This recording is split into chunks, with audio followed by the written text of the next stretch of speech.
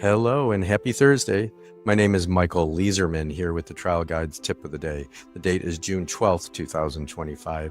And our tip today comes from the book Winning Settlements, a chapter that's written by Randy McGinn called Using Settlements to Change the World and Make Communities Safer. If the other side turns down your offer to make their product or business safer for the community, you now know exactly who they are and what is most important to them. You should now have no qualms in going full tilt at them all the way through trial and the hugest verdict possible. Perhaps the jury's disapprobation in the form that they care about most will finally get the company to change. Yeah, this is great. And this is really expanded upon in Randy's book, Changing Laws, Saving Lives, another Trial Guides book. Just highly recommend. Randy's great. I remember the first time that I tried this. I do it often now. I know a lot of us do. And that is to put some type of safety requirement into a settlement. Right? A verdict is a great way to get a company to change. And it's nice to give them the opportunity beforehand. So the first time I did this was a truck company who's just didn't have any sense of how to maintain truck brakes. When I talked to the mechanic about what their preventative maintenance was, it was whenever the owner told me. And when I asked the owner, he said when I would look and see that the brake lining was no longer touching the brake pad, which basically means they would wait until the brakes didn't work to fix them, because they should be touching when the air is off. In any event, not a air brake primer here, but it was something that just shocked me. And as we're going through the case, I said that this needs to change. I mean, nobody there knows about truck brakes. So we were in mediation, and I said part of the settlement, and talked about it with the client, of course, and the client was very much on board with having them change their practices. We said part of this will be, in addition to the settlement, setting aside $5,000 to bring in a safety consultant who will give a course and teach about how to properly maintain truck brakes.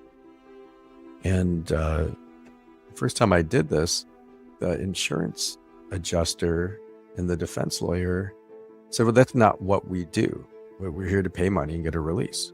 We don't do that. I said, well, then you don't get a release. And I actually walked out with my client, and the defense lawyer chased me down into the parking lot and said, you're really going to leave? Because they knew that we were at the number that would have settled the case, but they just needed this additional money and promise that they would have a safety course. I said, you're really going to walk out on that? I said, yeah, I mean what I say.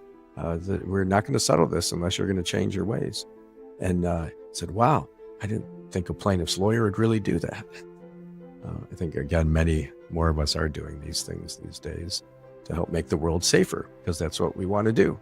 We have a duty to zealously advocate for our clients, and that includes in the civil system, getting them as much money as possible, reasonably possible, that they agree to or that a jury gives. And that can include, when you do it right, changing practices to save lives, right? The verdict will change the law to save lives. But we have the opportunity to do that in our settlements. So anyhow, that's just one example. And Randy really writes about this at length in her book, and has used it many times. So consider that. And I love what she says, that give the other side a chance to do the right thing to make the community safer. And when they don't, now you can feel, if you didn't already, fully justified in going to trial and asking for the hugest verdict possible.